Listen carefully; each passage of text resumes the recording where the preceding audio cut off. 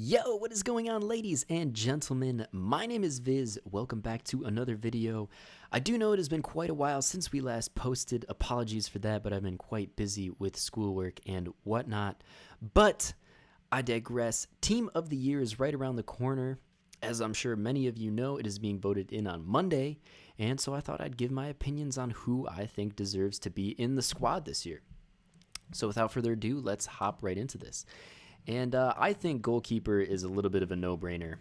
Manuel Neuer is the man for me, not only for Bayern, but for Germany this summer in the World Cup. The man was absolutely fantastic, and I really think that the dude's established himself as the best goalkeeper in the world right now. Now, moving on to the defense, one thing I want to say real quick, in past years, it hasn't always been two center backs and a left back and a right back. I think it was 2 years ago, or even maybe last year, there were two center backs and two right backs. So keeping that in mind, these are my picks for the defense. First of all, I'm going to have to go with Sergio Ramos. The man has been absolutely fantastic at the back for Real. Not only for his defensive duties, but the man has also scored some really, really clutch goals off of set pieces. The most notably coming to mind, the one in the Champions League final against Atletico to send them into overtime.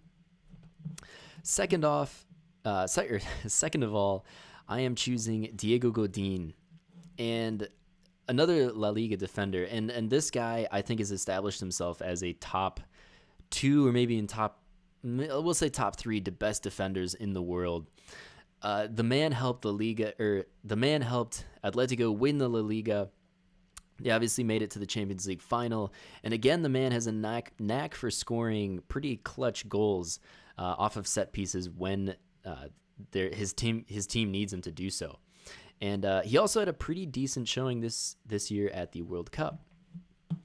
Moving on to the third defender, I'm gonna have to pick Mats Hummels for this one, and I really struggled with this because I think Boateng could probably be in there as well, and maybe Thiago Silva.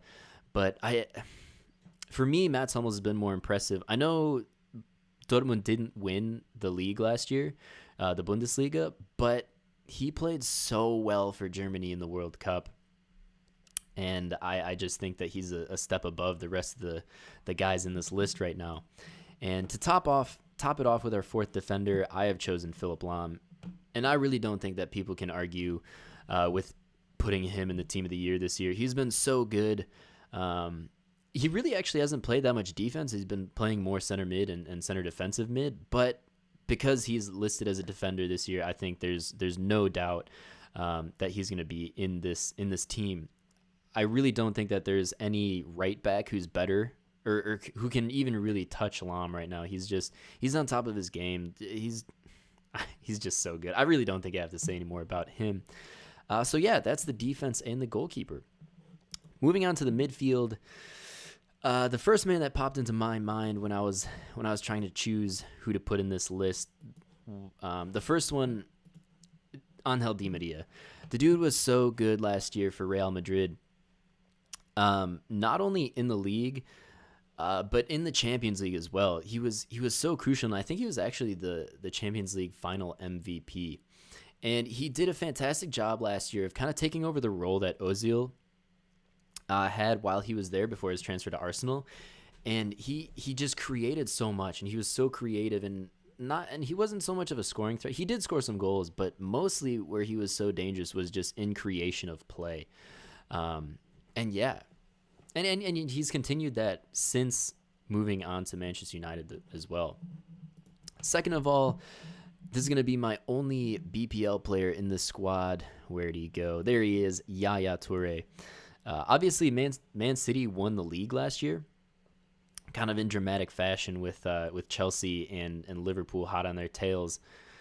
But he scored 20 goals as a midfielder last year in the BPO, which I think is the best league or toughest league in the world. So to be a midfielder who can score that many goals in the top league in the world is really, really impressive to me.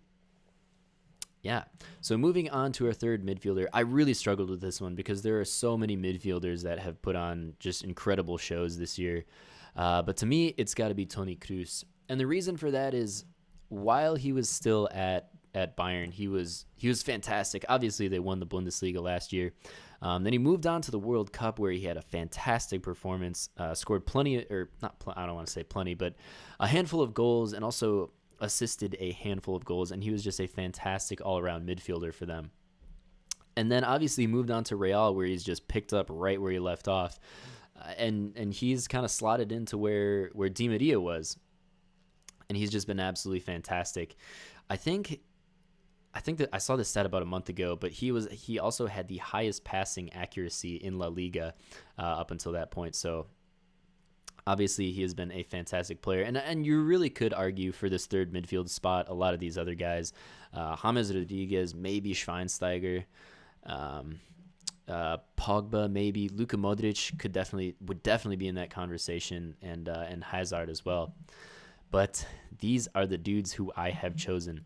Now, moving on to the forwards, I think there are two players who are without a doubt going to be in the squad, like 100% chance, and those are Ronaldo and Messi. And I really don't think I have to say much about them. They're fantastic players, probably the two best players in the world right now. But for the third forward position, this is one that I really struggled with. I thought Diego Costa could be in there because of his contributions to Atletico last season, and pretty much picking up right where he left off again for Chelsea this season. He's just been an absolute goal-scoring machine. But he's not who I picked. I think Mueller could have also been in there. Obviously had a brilliant World Cup. He's scored a lot of goals as of late in that competition. And Suarez, I think, could have been in there as well, because he scored the most goals in the BPL last season, which, again, I think is the toughest league in the world. So to be able to score the most leagues in the toughest league in the world is really impressive. But he's kind of had some behavioral issues with the biting of defenders, which is kind of messed up. And I think for that reason, FIFA is not going to award him this. So the man for me is Arjen Robben. And so I know I have a lot of Bayern players in here, but he's played so well for Bayern in the last year. And then especially in the World Cup, he was absolutely unstoppable. I don't think Messi deserved player of the tournament. I think Robben probably could have been in that conversation. I think he deserved it maybe more than Messi did. And I think for player of the tournament for World Cup, I think you could even put James Rodriguez in there and Mueller. But anyway, that's a totally different conversation. Arjen Robben is the man for me.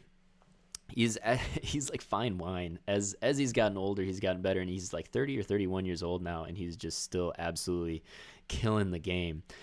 And for Ballon d'Or, I think it's going to be Ronaldo.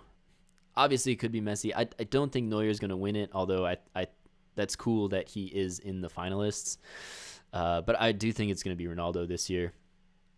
But yeah, so that's who I have chosen for my team of the year starting 11. And yeah, be on the lookout for more content coming soon, guys. And until then, my name is Viz. Peace out.